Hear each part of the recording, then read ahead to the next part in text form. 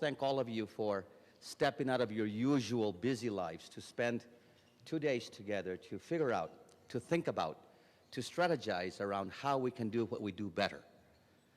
There is no more important job in America today than what's going on in every classroom, in every school system, in every state education state agency of the union.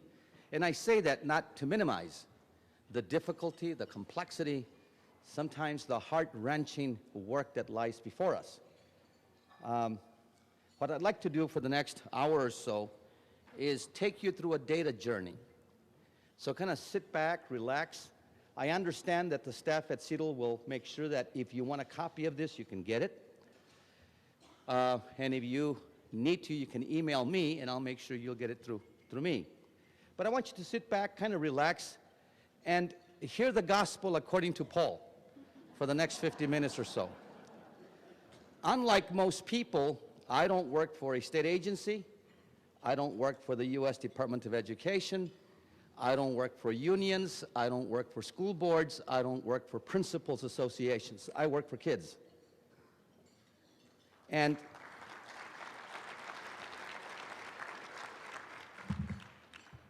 as I take you through this data journey, I know that in the audience there will be a mix of us, colleagues who are working hard, who care deeply about what we do. And then in that mix, there are some of us who are believers. There are some of us who don't know quite what to think. And then there are some of us who are naysayers. It's my hope to propel the believers to continue pushing forward.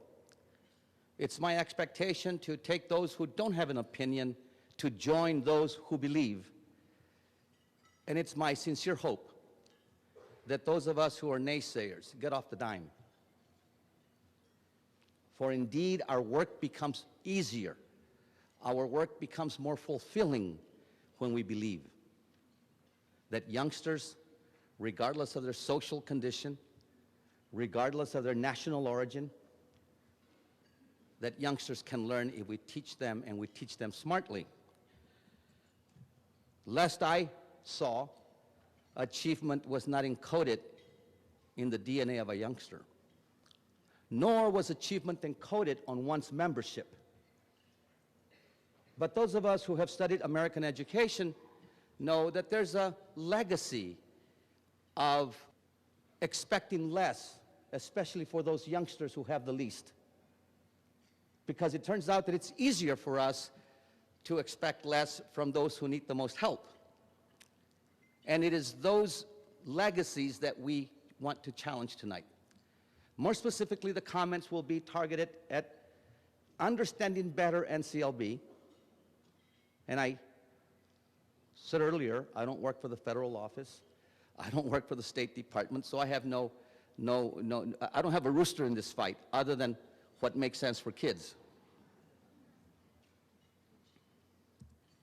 So let's quickly take you through the concept behind AYP to kind of get us going on the right page, and then again, kind of sit back, relax, and walk alongside me for the next 45 minutes or so.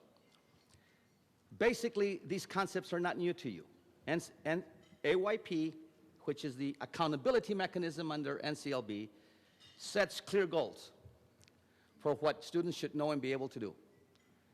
Then it sets out to say, and we need to know how well they're doing. We need to establish measurements. We need to define those mechanisms by which we can measure whether or not youngsters are learning those things we have determined to be important. Another element in the AYP mechanism is that it holds educators and schools accountable for learning, but it holds us accountable in a very different way, and I'll get into it into more detail. But the basic notion is this. Today, we look at achievement success not on the average. We look at achievement success disaggregated for each of the groups. We want to know not how the school is doing, we want to know that, but more precisely, we want to know how low-income kids in that school are doing. We want to know how African-American youngsters are doing. We want to know how ELL youngsters are doing, and Latino youngsters, and special ed youngsters. And that's the notion behind No Child Behind. No group of kids will be left behind anymore in American public schools. And one of the legacies of our educational system has been this. We have taken the youngsters that needed the least help, and we have given them the most of everything we know that matters. We have taken the youngsters who need the most help, and we have given them the least of everything that matters, especially the belief that they can learn. And then, of course, there's this notion that once we find out how we are doing, that we commit to improve and to set strategies and actions into motion to make sure that curriculum, instruction, professional development, monitoring systems, and triggering systems are aligned so that youngsters' achievement is not a surprise to us in April. So AYP is a signaling device, primarily. It's not a reform strategy. It's not a program. AYP, if you can imagine it, is more like your home alarm. It lets you know when things are not going well. It lets you know, too, when things are going okay by not sounding out. It indicates whether schools and school districts and states are on target with all groups. And you folks know what on target means. We have a year 2012, 2013 target. And our commitment is to be on line to make sure that all groups, all subgroups of kids are moving toward those targets. When that's not happening, the AYP mechanism identifies which schools and which groups of kids need the most help. And then, of course, central offices, state departments, service centers, and other laboratories and technical centers exist to help us think through what it is we need to do better, and sometimes what we need to do less of, quite frankly. And I say that because in my travels throughout the country, what I've learned is that it's not the case too often, it's not the case that we're not doing enough. Too often the case is that we're doing too many things, that the table's too cluttered. And good leaders need to figure out ways to unclutter the table so that we can stay focused on what matters most. So AYP then requires that once we know who's doing well and who isn't, that we take steps to correct our work so that youngsters can make progress. Now, at this point, after the signal is given, the hard work begins. And those of us who have been in education for 30 years or 20 years or 35 years know that we're wonderful colleagues. We love to talk to one another very gently about everything except our trade.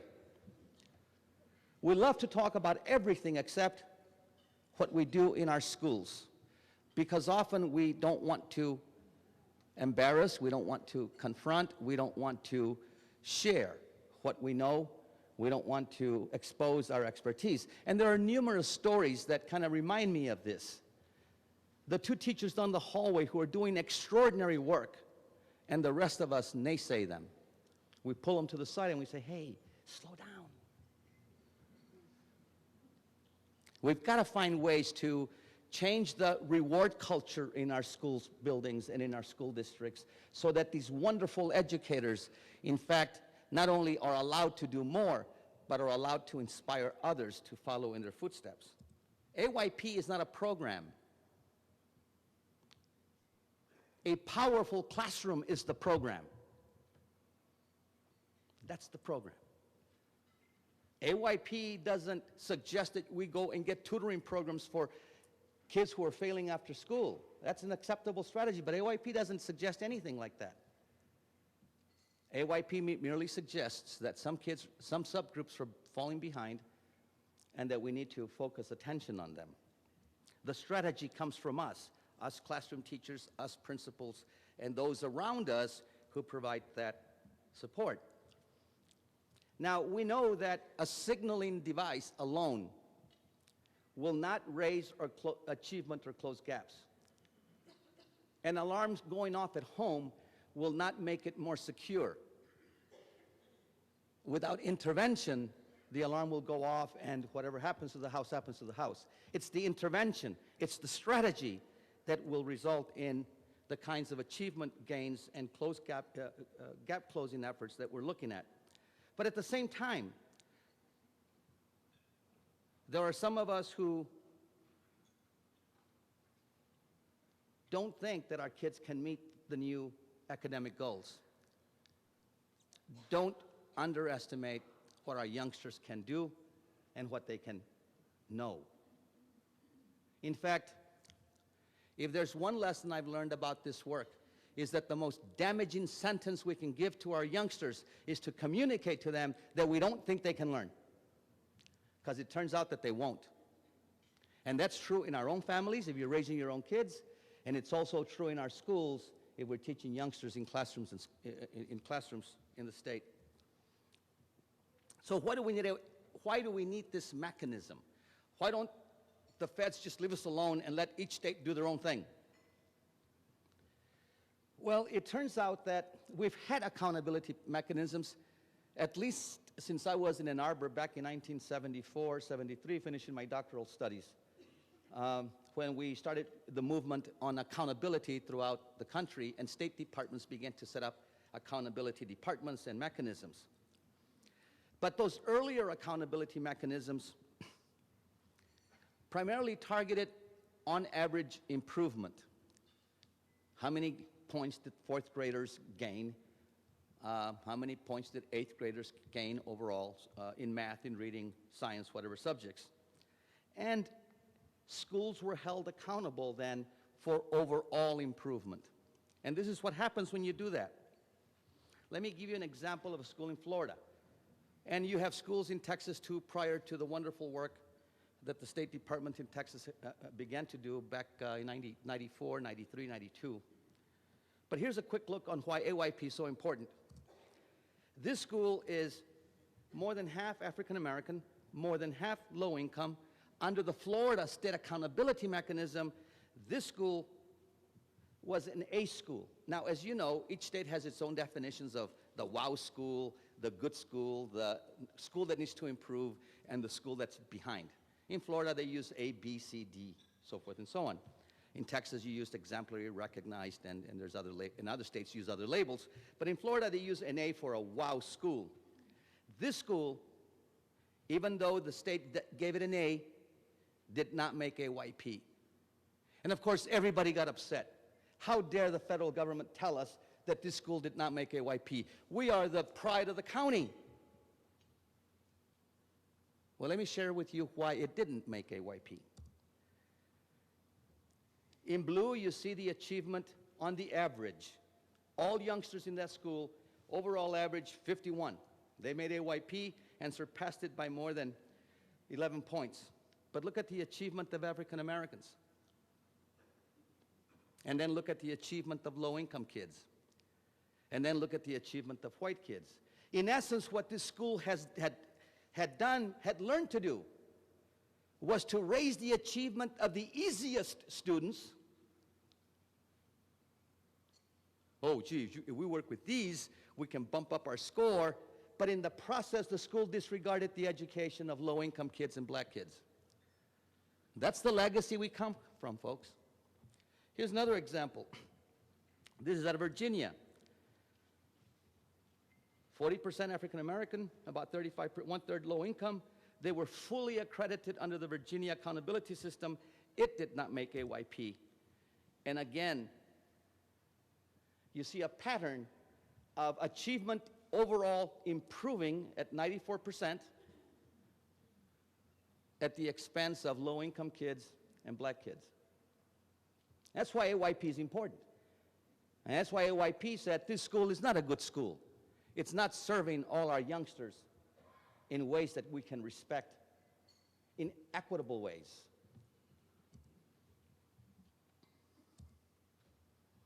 The problem with this is not only that we not pay attention to the youngsters in greatest need, the worst problem is that when you do that, the gaps are exacerbated, they're made worse. Here's an example out of California.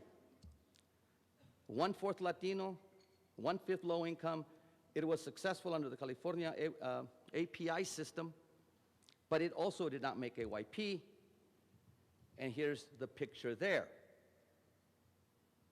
The AYP target for the school was 16. Latinos did not make it. Low-income kids barely made it. But look at what happens over time. This is data from 2002, 2003.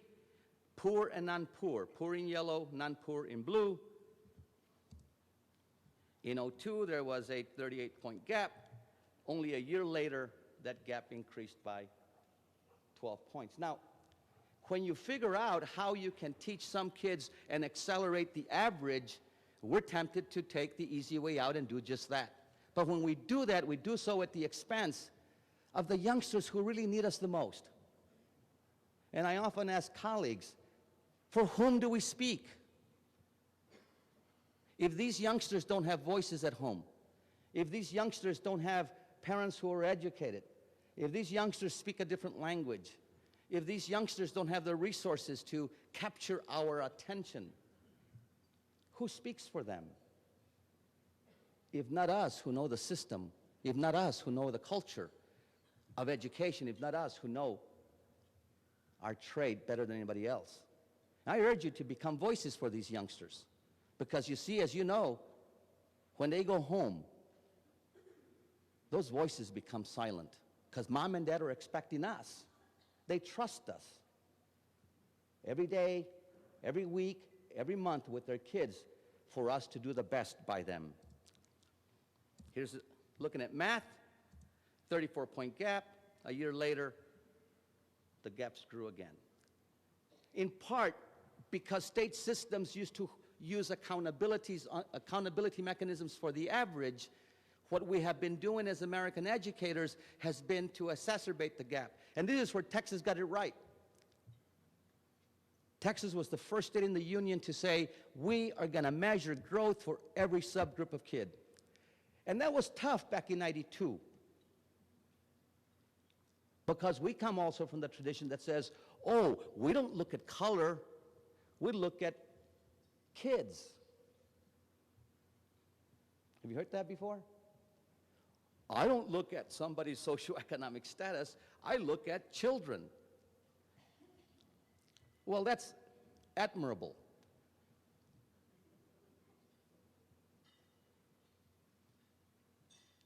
Turns out that race matters. Turns out that class matters. And it mattered in my own life. As a school principal, when the banker walked in, imagine how I responded. Imagine how my secretary responded. When the grandmother of a low-income black kid who lived in the housing projects came in, imagine how my secretary responded. Imagine how I responded. And these are individual stories, folks, but they're symbolic of tens of thousands, if not millions of kids.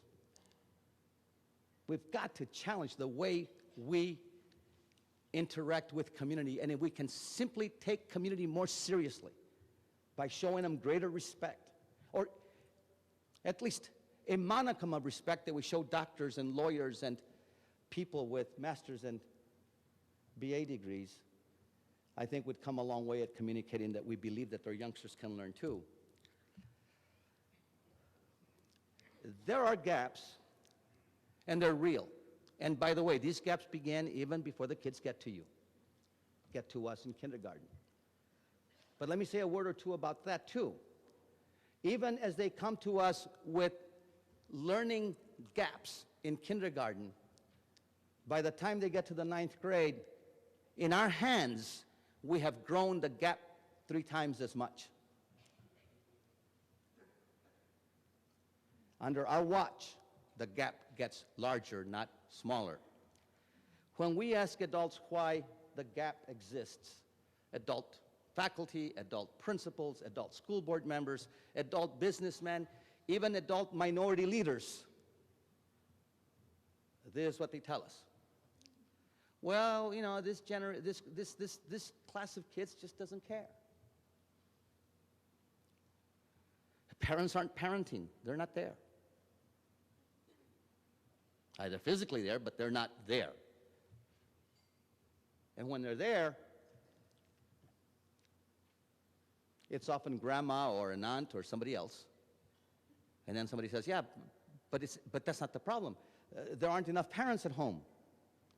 And of course, the book thing, the material, the supplies. Then of course, the worst is that these ELL learners Their culture doesn't value education. Now imagine yourself crossing the border of Arizona, trying to come over to find work in the U.S., and then saying that the culture doesn't value success. Imagine jumping a train in Laredo on your way to Houston or on your way to South Carolina and say that those folks don't value success. I wouldn't dare. You wouldn't catch me crossing the desert. I'm too lazy to do that. You wouldn't catch me jumping on a train. These kids come from folks, immigrant folks, who believe in the American dream. All they hear at home is that their lives should be better than their parents' lives. The culture values success. But it turns out that they also don't know our system.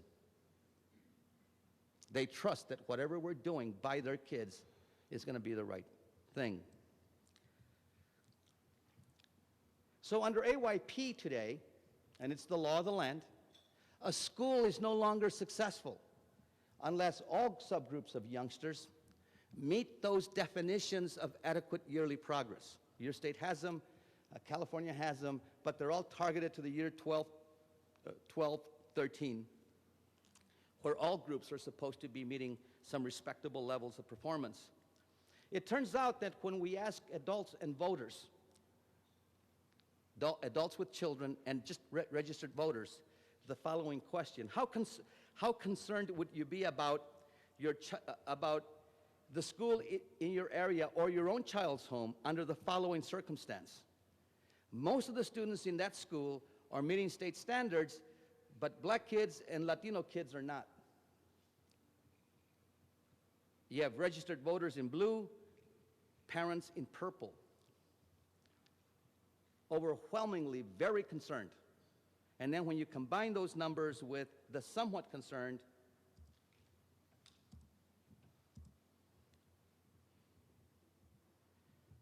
almost universally, voters and parents have bought into the notion that a school should serve all American kids, not just some. Another question: is it okay or not okay to consider a school to be making progress only if special education kids are not making progress? Not okay. Overwhelmingly, the American public is saying even special ed kids are capable of meeting respectable levels of performance. And I know that there's a rub here in Texas with regard to what happened a year ago, and some, school districts were told that they could exclude more than their share of special ed kids. But I'll share with you some math so you understand the implications. If you exclude 10% of the state population, and you have a K-12 enrollment of what, 5 million, am I close? That's 500,000 youngsters. And the 10% of that 500,000 is almost all your special ed kids. The policy implications, the democratic implications are huge when you do that.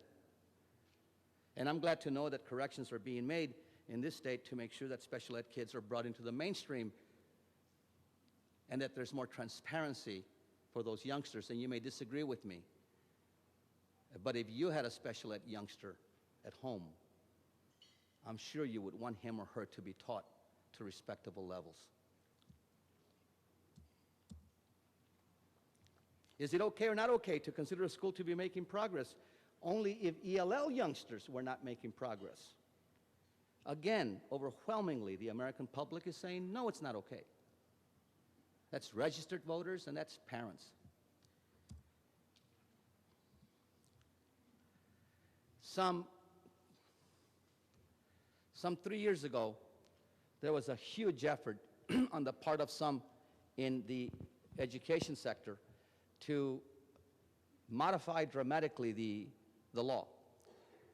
And I was glad to see 100 Latino and black superintendents from throughout the country standing up and saying, don't roll back the clock. We don't want to go to the old conceptions of accountability. Our youngsters can learn if we teach them to those levels. The Council of Great City Schools also said, while the law needs to be improved, this is not the time to pitch it.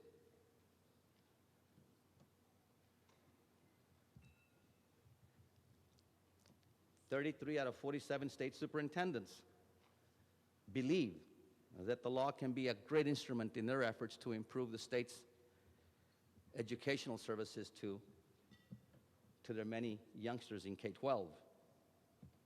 19 to a great extent, 14 to somewhat.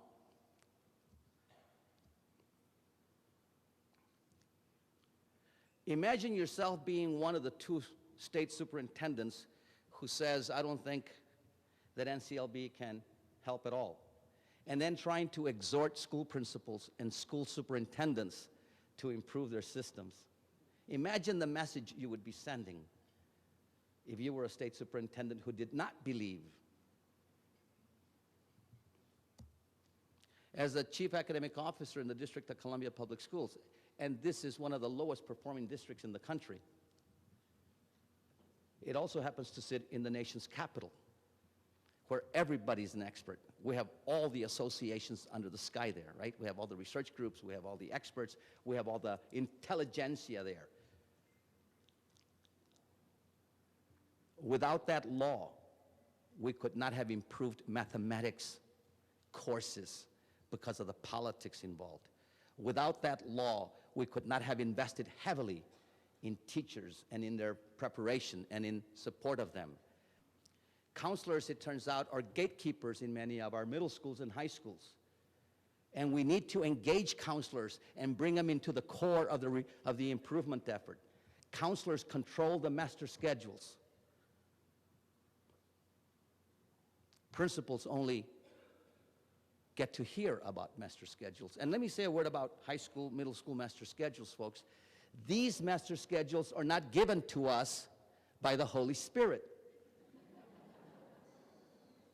These are created by us. And if we can create horrible master schedules, then we can create powerful master schedules.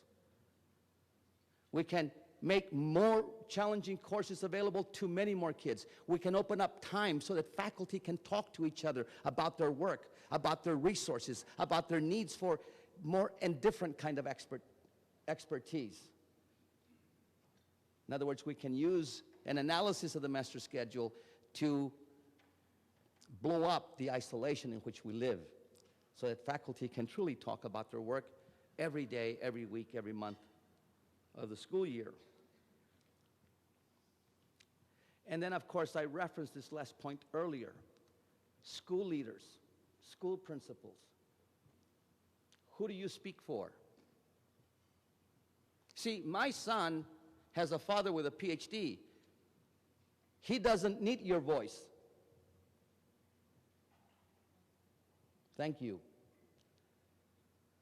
The youngster who needs your voice is the youngster from the housing project. The youngster who needs your voice is the youngster whose dad has to work 3 jobs just to make ends meet. The youngster who needs your voice is the youngster who is so discouraged that there's no glimmer of hope in his eyes anymore. Principals, who do we speak for? Well, it turns out that students, in their assessment of what's going on, are closer to the truth. Let me walk through some quick and wonderful stories. Here's a place in Atlanta, Georgia. In this school, almost everybody is black, almost everybody is low income, and these youngsters made AYP. Moreover, these youngsters perform at the top 7% of all Georgia schools in 4th grade reading and the top 12% of all Georgia schools in 4th grade math. And this is the way it looks. The red line is the AYP target. Remember, only 4 years ago, these were throwaway kids. In case you're wondering, this is not a private school performing high all the time. This is new stuff. For the past 30 years, the youngsters who went to this school could barely read and write. Here's one out of Virginia. And by the way, if you go into our website, you'll find over 3,000 of these schools. And many, by the way, are in Texas. Here's one in Virginia. More than half of the youngsters are African American, more than half are low income. These youngsters performed at the top 20% of all Virginia schools in math at the 5th grade level, fully accredited and made AYP, and this is the picture. The red line is that AYP target for that year. It turns out that in this school, African Americans outperform white youngsters. That can't be. That's never happened in American education before. Well, it's happening when youngsters are given equitable and respectful supports. They'll shoot for the stars and grab one. Here's one out of Miami, Florida. 2/3 of the youngsters there are Latino, 1/3 are low income. You can read the rest of the slide. Performing at the top tier of all youngsters at the 5th grade level. Made AYP and is an A school. But look at the picture. All kids in blue, Latinos, white kids, low-income kids, ELL learners, special ed kids. And remember, in this school, ELL learners and special ed kids, only 5 years ago, were not taking the state exam. They were exempted. They were told to stay home for testing week.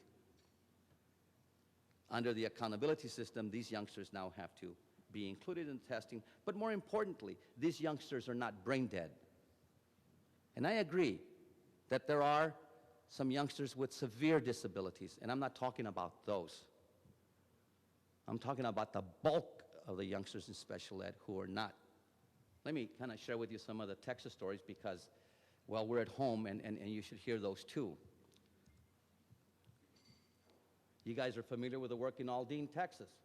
If you're not familiar, I urge you to go visit the place. You don't have to leave the state. Go visit with educators there. Go visit with teachers there. Go visit with principals there. But at Hambrick Middle School, 3/4 of the kids are Latino, 1/4, 1/5 are African American. That means almost everybody there is either black or Latino. Almost everybody there is low income. Look at the picture. Now, let me make a footnote here. We're looking at 94 to 202, and if you notice, that's the toss period. But look at the gaps, and look at the performance levels only 12 years ago in this school for these kids. And then look at how achievement improved, so that today, or in 02, Latinos were outperforming whites. Can you imagine convincing the faculty at this school 12 years ago that Latino kids couldn't learn? And then having a flat line for the previous 12 years again? Folks, we've done that to these kids for 100 years already in this state. And I know because I was born in San Antonio. No apologies. We just happen to come into the profession with conceptions, beliefs about who can and who can't learn. And we need to blow up those myths. We need to confront them. Ortiz Elementary in Abilene, Texas, almost 70% are Latino, 90% even are low income. But look at Ortiz. Again, this school was not there 5, 6 years ago. This is recent work. People simply make up their mind not to make excuses anymore about family, about culture, about language, about neighborhoods. People step into their work and they make up their mind that for those 6 hours, from 8 to 3, or from 7:30 to 3:30, those youngsters are going to experience a powerful learning experience, not from one faculty, not from 4 faculty, but from all of us. And folks, youngsters respond well to that. one out of Fort Worth. More than half were Latino, more than half were low income. And look at the achievement there. But look at the gaps between Latinos and whites 12 years ago. Look at the gap today. Now, those framers back in 92, 93 that came up with the Texas accountability mechanisms hit upon something powerful. And I recall all the naysaying, and I recall all the crying, and I recall all the pushback.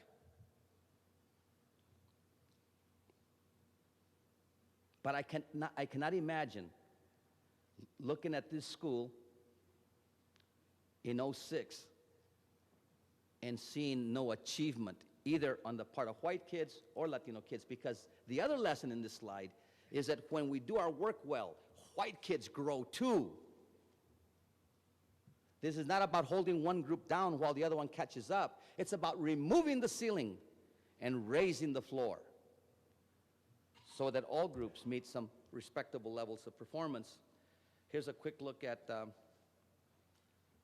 same school.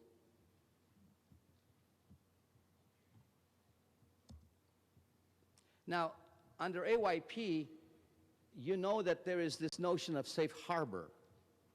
In other words, if your school doesn't make AYP, but raises from the bottom up significant numbers of youngsters, that school can be given safe harbor. Here's the way it looks. Here's a school in Seattle, Washington, 80% African American, 3/4 low income. It made AYP even though it did not meet the target, because it dramatically brought below basic youngsters up. And the mechanism recognizes that work. Here's the AYP targets for '03, for '02 and '03. '02 in dark blue, '03 in light blue. Look at the number of low-income kids that dramatically improved. Look at the number from one year to the next of all kids who improved. So there is this triggering mechanism within AYP that says, okay, if you did not make the target, but you were able to bring youngsters from the bottom up, we will recognize that and reward the school. Here's another look. Some of you are sitting there saying, Paul, I've seen one school improve, one school here, one school there, independent acts of greatness. But that doesn't convince me that we can do this work. Let me take you through some bigger pictures. Here's a big system in North Carolina. Over 150,000 kids in the school system. Is that big enough? How many of you come from school systems with 150,000 kids in them? That's big enough, right? Look at the gap over the years. 10 points is about 1 year's worth of academic work. They've closed the gap by half, 2 years. For all kids, even as white kids' achievement improves. It turns out that when we clean the house, everybody who lives in it feels better. Here's a whole state, Delaware. Small state, albeit, but a state. Look at the achievement of Latino and African American kids just 5 years ago against the achievement of white youngsters. You see, we cannot continue to educate some American kids at this level and other American kids at this level. Public schools weren't created to be undemocratic. Public schools were created to be the first democratic institution our youngsters can touch. And in fact, that's what they do. Folks in Delaware make up their minds, and the gap between Latinos and whites has almost disappeared. But can you imagine the state refusing to change its practice? Can you imagine school systems in Delaware refusing to believe that youngsters can learn to high levels? Michigan, all groups improving, black kids, Latino kids, white kids. Look at the gap between blacks and whites only 4 years ago. If you think that's tolerable, your conception of our democratic union is quite different than mine. Maryland. We have been living with these gaps, folks, for as long as public schools have been around. We just have refused not to pay attention to them. See, because we don't look at race. I don't look at socioeconomic status. Tell me that when you invite me to your house, but when you invite me to your school, pay attention to me. Pennsylvania, just a quick overview of the gaps and how they are closing. New York.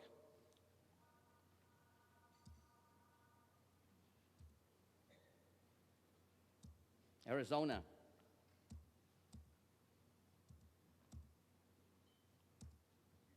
I'm hitting you with data because I'm very interested in busting the myth that this work is not possible.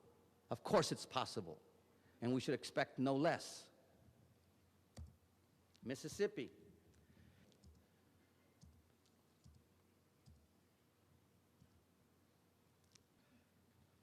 This is looking at the TOS period, 94 to 202. Look at where Latino and black kids were performing in 94. And look at the gap that had persisted for the previous 50 years. This is not just a one-year picture, folks. Imagine the tens of thousands of Latino youngsters who did not graduate from our schools in the 80s, in the 70s, in the 60s, in the 50s, in the 40s, in the 30s. When I think about those numbers, I cry. And then you look at 202, and that gap that people thought was immutable almost disappeared under the TOS system.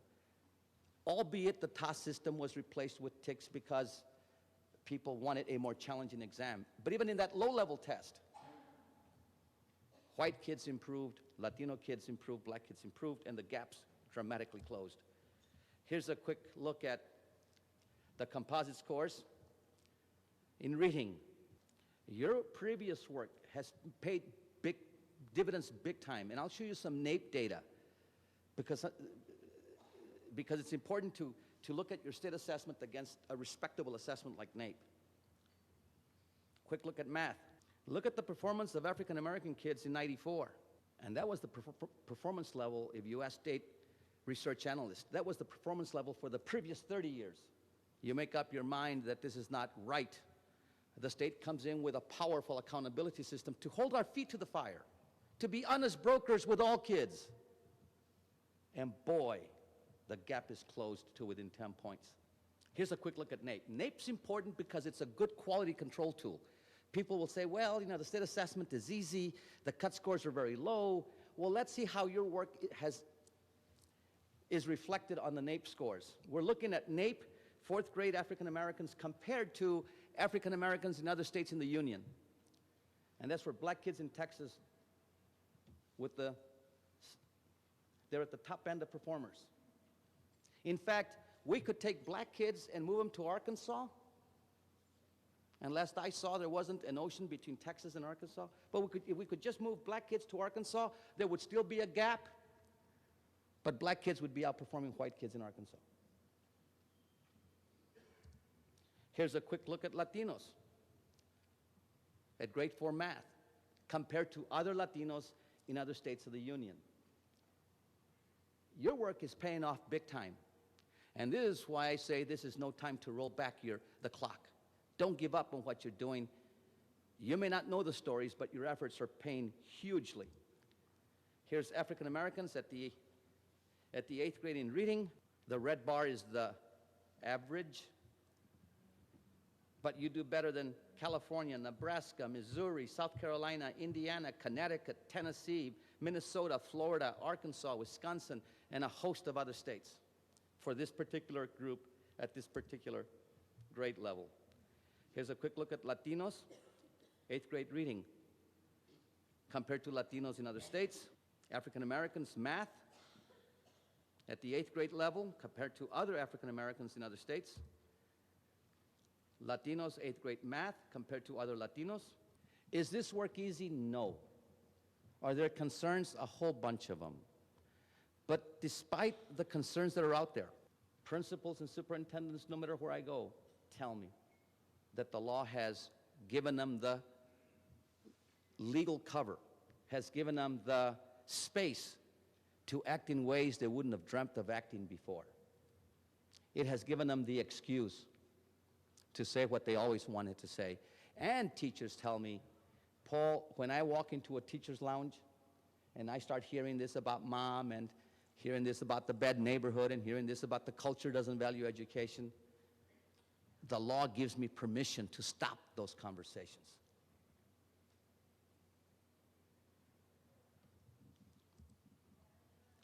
It turns out that 83% of superintendents and 3/4 of school principals say that their work is more focused. Their work is more connected to curriculum, to instruction, to professional development than ever before. They report that normally they saw themselves as building managers. Today they are seeing themselves more and more as instructional and transformational leaders. Not that they're doing it, but they know that that's expected of them today. It turns out, folks, that faculty also report that they find more satisfaction in today's American classrooms than ever before. And I understand when people don't have to guess through the day, when people don't have to figure out what they have to do by themselves in isolation, when people can feel that they're connected to colleagues, that they're connected to a roadmap, that they're connected to some ground rules, folks are going to be more comfortable in what they're doing. That's true whether you're working at McDonald's or you're working at the local high school. Principal from Colorado, its instruction in my school is really focused. Standards have really helped us set the focus on what we and how we're to teach our youngsters. Parents, much to my surprise, attitudes at that school have considerably changed. Even my special ed kids expected to bring homework that matters. It turns out that with the law, there has to be more transparency is required, and you know that, because yes, you guys have to post your report cards, and the state has to post the report cards, and the education service centers are constantly working at making these more useful and more transparent. But here's some examples. Here's a quick report card out of Kansas, one out of Maryland, and of course you're familiar with the one in Texas. But the data are supposed to empower community with data to advocate for more improvement. It's like the EPA ratings on the new Mercedes-Benz. Without that data, we as shoppers don't know what quality indicators we should look for in the purchases we make. The public reporting is intended to be used as an advocacy tool, not only by the consumer, the parent, but especially by educators and practitioners like you and me. And that's why it's important that we just not get the report and file it. Use those data reports. Analyze the patterns that are emerging out of there. Too often we get the reports and we put them away. Those data can tell you powerful stories and powerful areas in which to target your limited resources. Of course, already we have seen ways in which the law has been ameliorated a bit. It's been ameliorated for youngsters with disabilities, and we know that we can exempt a certain percentage of them. There's some new provisions for ELL learners or LEP students. Those of you who work with them are familiar with those ameliorations. There's a new field-tested in 2 or 3 states, the notion of a growth model for accountability purposes. I urge you to pay attention to how that goes on. The idea is that these growth models will tell us which youngsters are learning more, how much they're growing, regardless of where they happen to be at. And I urge you to pay attention to those developments. But most of all, AYP is a triggering system, and it requires, what it does require, is that youngsters who need help get the supplemental help. And the only non-negotiable is for supplemental services for low-income kids. It's up to us to define how those supplemental services look like. And too often I hear colleagues saying, well, I don't like what NCLB is doing because they don't let me do this, they don't let me do that. There isn't one item on the law that keeps you from doing with your dollars stuff that is research-based and based on best practice. If you can defend it that way, you can use the money to implement those improvement efforts in your school. Is this mechanism going to work? I only have the Texas experience to point to. We have about 12 years of that. And I venture to say that AYP will work. And we still need to ameliorate some parts of it. And that's why I urge all of us to stay the course. But at the end, it isn't the mechanism that works, it's whether we want to make it work. We can naysay the hell out of it, we can booby-trap it, we can sabotage it, we can play possum for the next 10 years and hope that this too will pass. Or we can roll our sleeves. We can roll up our sleeves and make our schools better. If we don't, this is what we're left with. Here are some voices from school leaders, in this case, the superintendent out of New York. I have difficulty with the standards, in this case, AYP, because it is so unattainable. We just don't have the kids we used to have on Long Island or Orchard Park 10 years ago. Imagine that superintendent trying to lead a faculty of 2,000 teachers or a faculty of 500 teachers when this statement is captured in the local newspaper. Here's another one, a union president out of LA. They may as well have proclaimed that pigs can fly.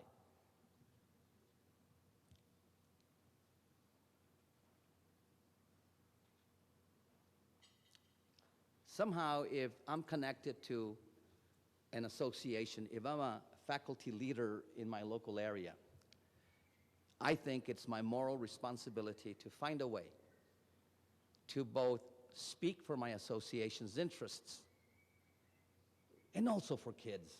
I don't see the two as mutually exclusive. Think about what these messages and what we say as school principals and as service providers and as technical people when we say stuff like we heard from these two places. When we dismiss important messages, those who are following us will take us at our word. How many of us don't come in contact with parents who themselves don't think their kids can learn? Where do we think parents got that message? You think those parents were born with those notions? Our parent community has been deluged with notions that their kids can't. We need to reverse that. Those of us who work in middle school and high school can see how this messaging plays on the lives of kids. These are the same kids who were in 4th grade and 6th grade and were doing wonderfully well. They move on to middle school and it seems like they go into a hormonal vacation. Instead of kids learning more, learning stops. And when they get to high school, learning goes down the tube. Now, people say, well, it's because they're teenagers, they're into girls, they're into the way they look, they're into their peer group, the last thing on their mind is science, mathematics, and English literature. Well, how come achievement in Spain doesn't stop? How come achievement growths in Italy keep on going up? How come achievement patterns in England keep on going up? If you're going to buy the biology excuse, then look at youngsters from other parts of the world. Biology is biology. It turns out that what we do in schools matters a whole lot. Step into a high school English class. those of you who provide technical help, and simply ask the question, how many written assignments have you given these youngsters in the past 4 weeks? And don't be surprised if they pull out a poster board with the book title on it and a pretty picture. Surprise, surprise, that our kids don't write well. And if I'm the chief academic officer in a place, the last thing I want to tell my teachers is that these kids can't learn. I might as well pack my bags and go home. My job's done.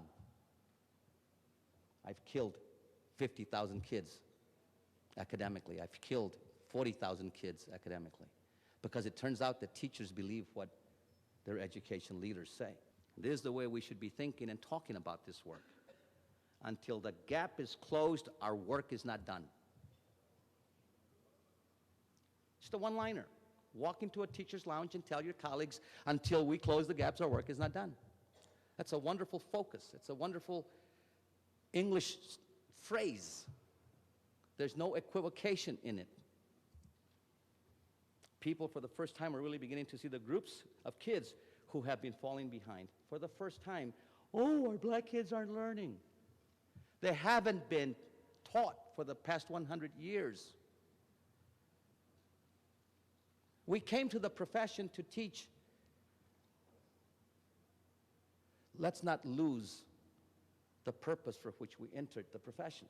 People ask me, Paul, do you think that we'll close the gaps by 2013? My only reply is, if we don't try, we'll never find out. Because I know education. Every new group of first graders is a new group of first graders. As soon as we open the bell, as soon as we open the school day with the bell, it's a new day. It's almost like a new beginning. It's like we have to go back to the drawing board. But folks, if we don't try, and we don't try smartly, not just try, but try smartly, we'll never know. This new era, according to the commissioner in Kansas, is not just a matter of kids having access to school. Listen to the words here. It's no longer whether kids are showing up that is sufficient. The real question today is whether our kids are learning. And when you think of low-income kids, when you think of Native American kids, when you think of immigrant kids, when you think of black kids who live in the housing project, guess where the learning is going to come from for them? It's going to come from our classrooms. And that's why our people have to be expert in their content. They have to be very good in their pedagogy so that they can teach anybody who sits in front of them. Here's the image, folks, then. All youngsters, white kids, black kids, Latino kids, improving in math, in reading, in science, and the gaps between these groups closing. That's the gospel according to Paul. And this work cannot be done if we don't have the courage, if we don't have the belief. You see, all of us graduated from university, so we're halfway smart. It's not going to be that we don't know how. It's not going to be that we don't know enough, but rather whether we believe, and then whether we have the courage to push on the right buttons to make things happen. Thank you for having me, and I'll be glad to take one or two questions if there's any. If not, just know that the Education Trust is a small nonprofit. We exist solely for the purposes of speaking out for what works for kids. And we do so knowing that we are all on different pages. And to the degree that we can help you focus on a less number of pages, the more easy, the more effective, the more efficient our work is going to be. I want to thank you for having me, and I hope you have a great 2 days here with CETL. Thank you.